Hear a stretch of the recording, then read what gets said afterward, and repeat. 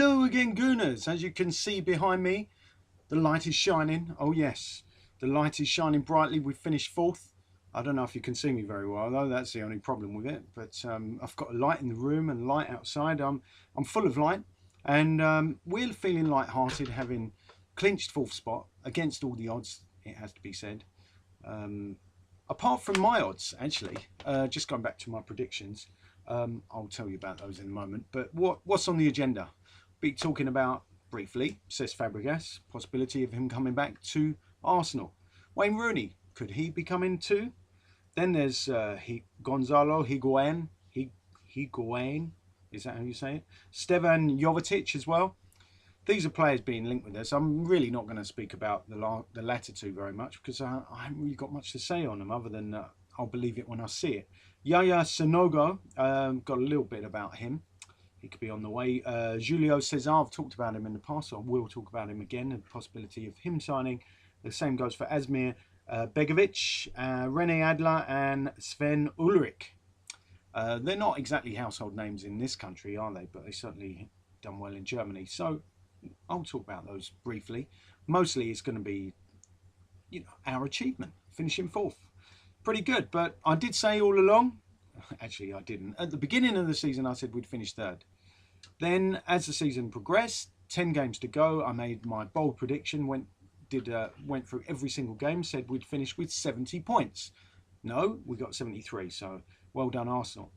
Even more points than I could possibly have imagined from those final 10 games. Then Tottenham got 3 more points as well than I predicted. I said they'd be 1 point behind us, which is exactly where they finished, of course, but on 72, not 69. And then Chelsea, I got them almost right. I said they'd get 74 points. They got 75. Anyway, Liverpool, I messed that one up big time. I said they'd get 70 points, give us a run for our money. They didn't. They fell away, of course, even behind Everton, and they finished with 61.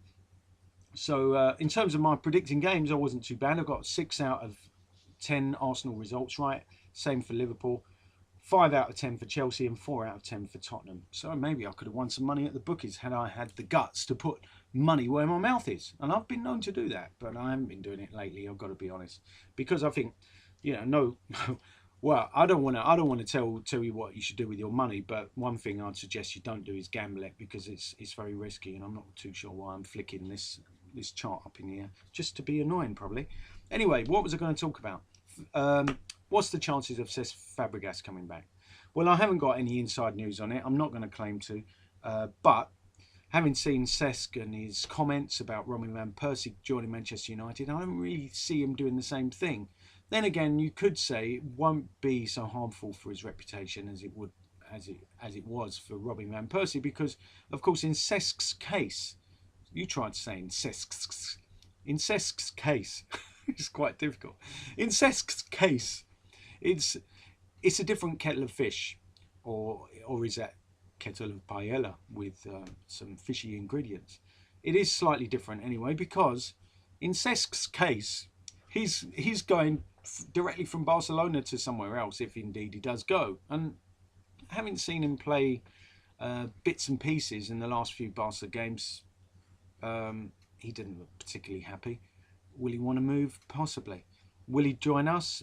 Again, I can see that as a possibility, and I have also heard that we have a clause in the deal whereby we sold him too cheaply, in my opinion, to Barcelona. Perhaps there was a sell back option.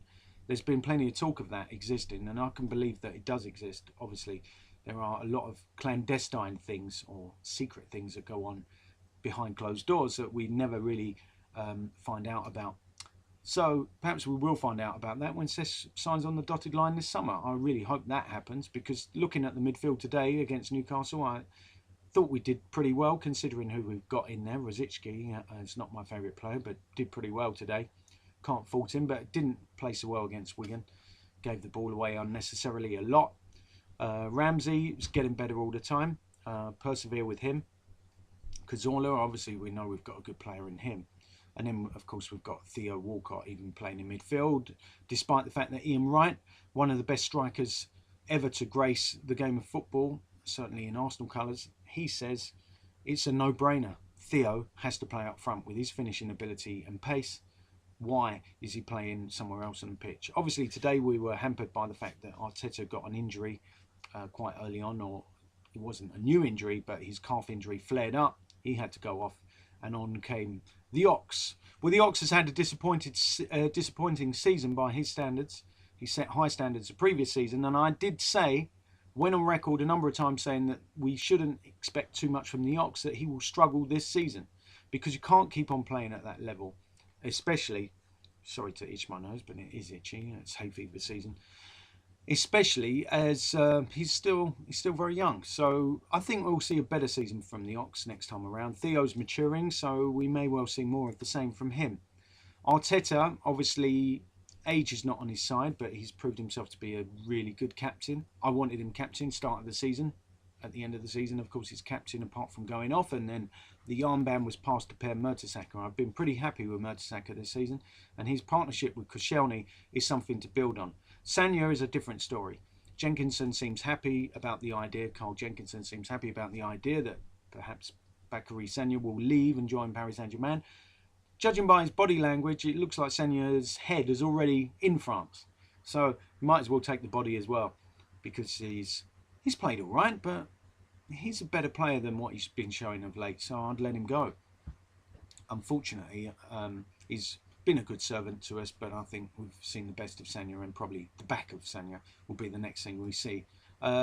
Gibbs, he's done really well. I think it was a good piece of business, though, bringing in Monreal. Monreal's pushed him, and Gibbs has produced. Monreal's not bad at all.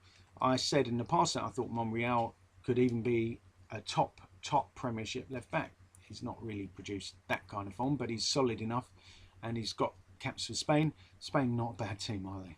So I'm not sure about Monreal yet. Although I said I was sure, I'm kind of changing my mind a little bit on that. I still don't think he's done enough to prove to everybody. He's done enough to prove to me that he's a good signing, and I'm really pleased that we got him in the previous transfer window. But who are we going to get in the next transfer window? That's the question. Well, obviously we've mentioned Fab, the proper Fab, not Fabianski, Fabregas. Wayne Rooney, I tell you what, that's not going to happen. The reason I say that, Wayne Rooney allegedly smokes. Can you honestly see Arsene Wenger signing a player who has these, let's say, social issues, or how would you call them? How would you describe that smoking? It's hardly conducive to his physical health, and I think Arsene Wenger really considers the mental makeup and also the physical side before he signs a player.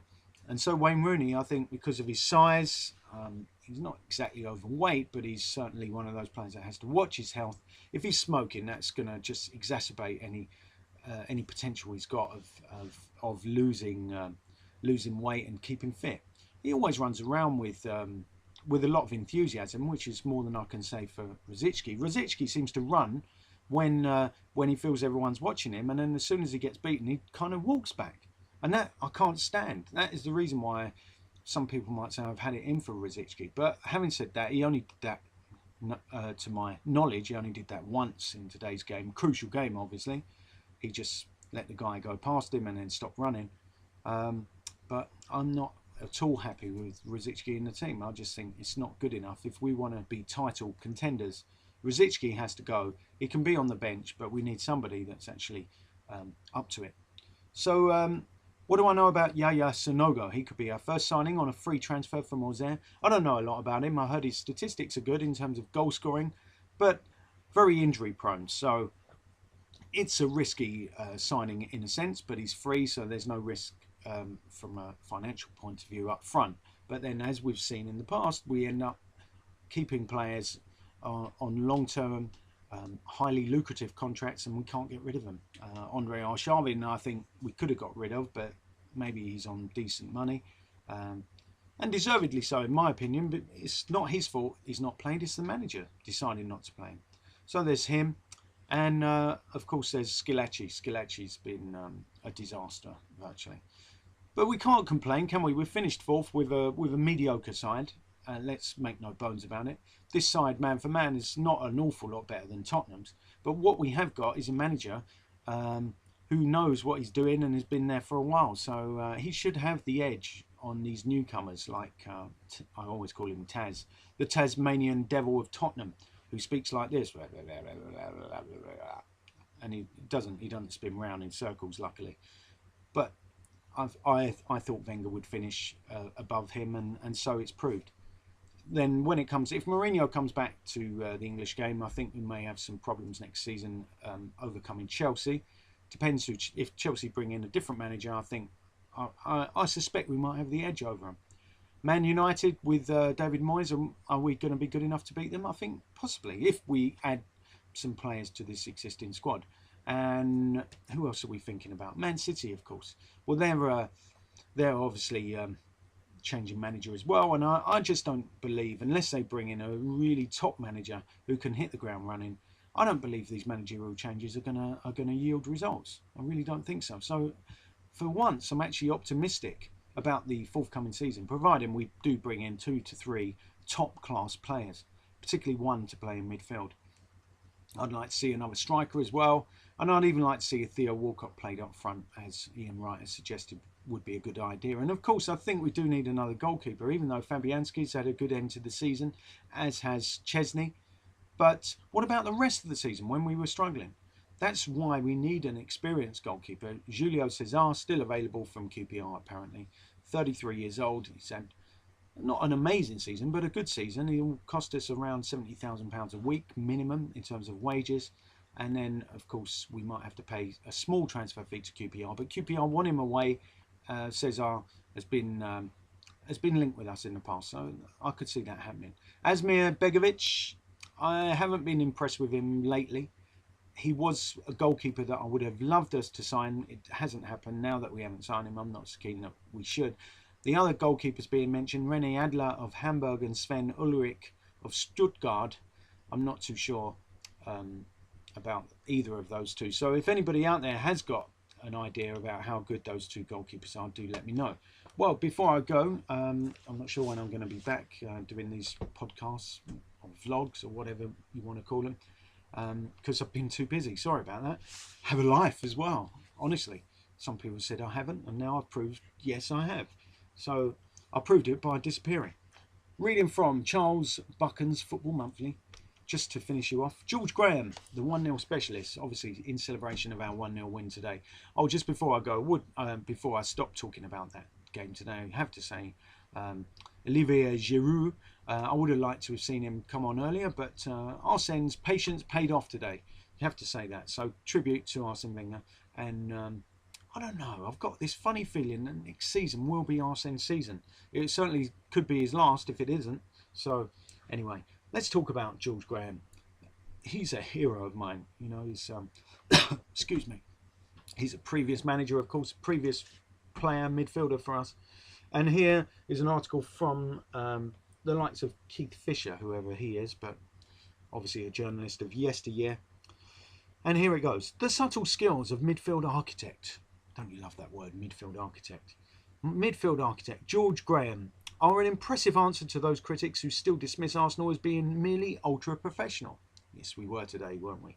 Acknowledged as one of the game's most accomplished midfield masters, the graceful, elegant Graham has added a new dimension to the efficiency and organisation that became the hallmark of Arsenal's football last season.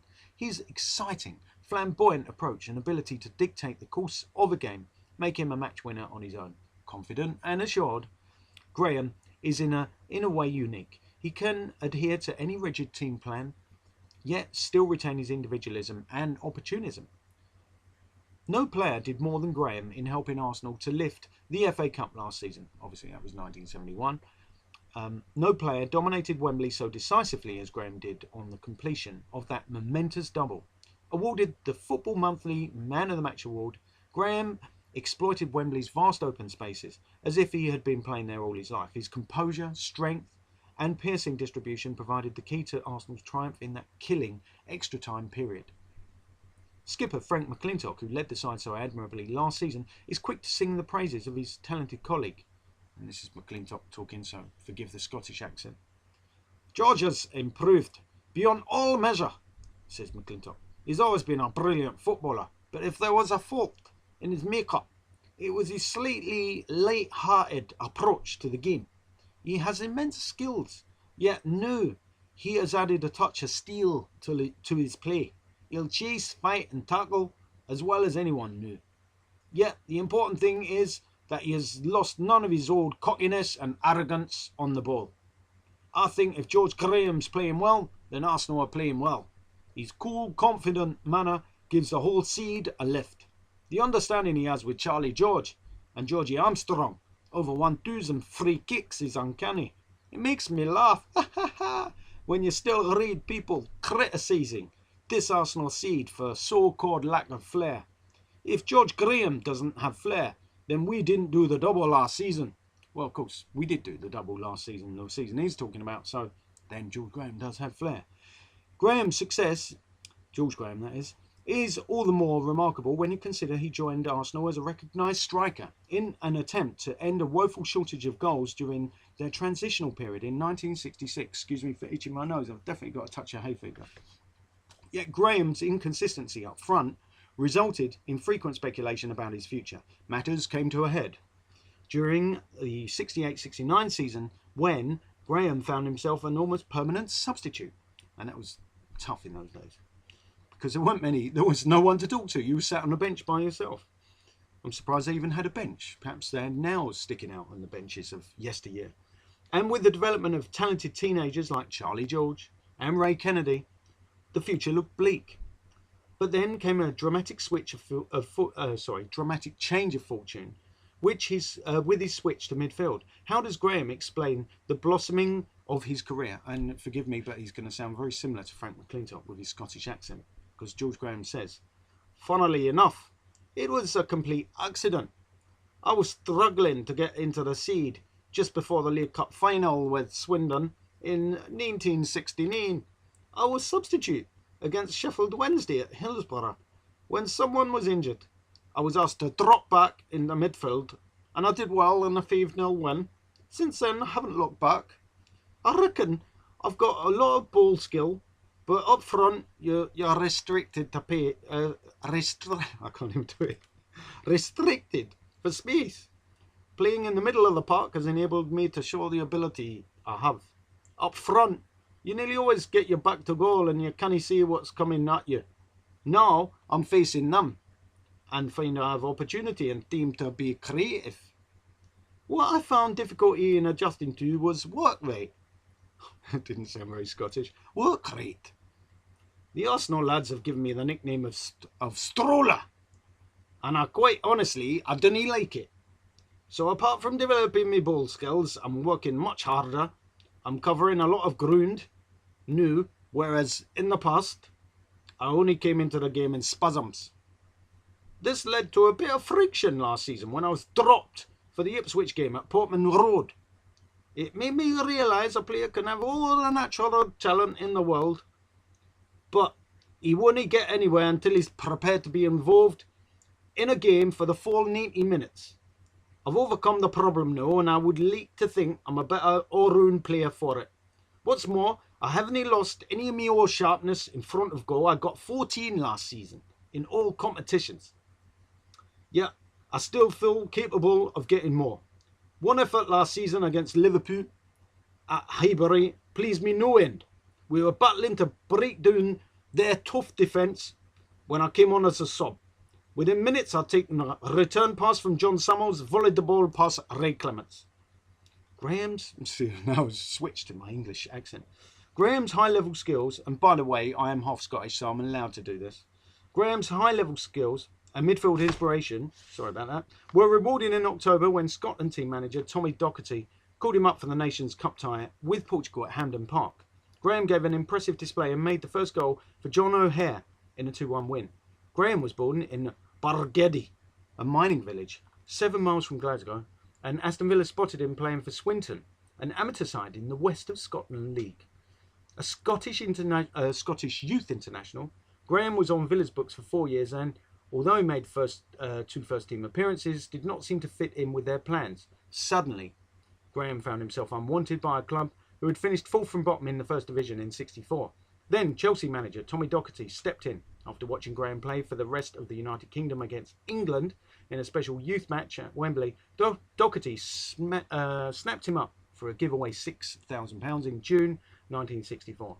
When Graham arrived on the Stamford Bridge scene, he was under no illusions about his future. He signed a 2-year reserve contract, which meant he was on lower wages than the men who made up the first team pool. Yet within months he'd emerged as one of the most exciting young strikers in the game.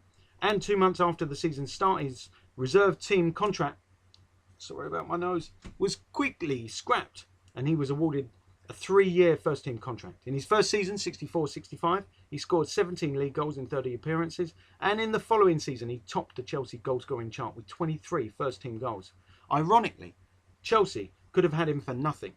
As a 14-year-old, Graham spent a month at Stamford Bridge during his school holidays. He decided not to return to London because he was homesick. How is it then that Graham should hit it off at Chelsea? This is what he said, George Graham. The fact that Villa more or less wrote me off made me doubly determined to make the grade in London. When Joe Mercer let me go, I was only 18, and I thought I was being thrown aside much too early. I vowed I would show Villa how wrong they were. Yet in '66, an insuperable rift developed between the fiery Docherty and Graham, which prompted several transfer requests. In September '66, he moved across London to Highbury for £50,000 plus the £25,000 rated Tommy Baldwin after making just 100 appearances for Chelsea. Says Graham, the move was the best thing that could have happened to me. While I owe Chelsea a great deal, it was the Highbury setup which really brought out the best in me.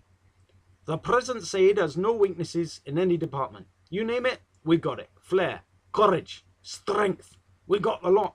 I can't see no reason why Arsenal shouldn't go on to further honours, starting with a European Champions Cup. Well, that was a bridge too far, we know it now. We got beaten by Ajax, they did win it, so let's not beat ourselves up about it. The boys would like to win that, most of all for Bertie me. Yeah, well, they gave it a go. If there was at any time any doubt about Graham's future, then clearly everyone at Arsenal now realise he's an integral part of the Highbury system.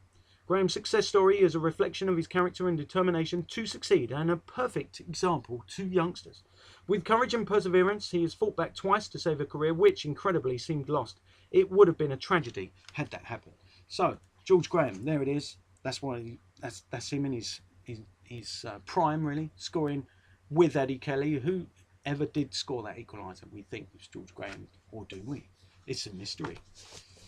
Anyway, that's all I've got time for. So I will say away and get out of this podcast until the next time. Up the Gooners.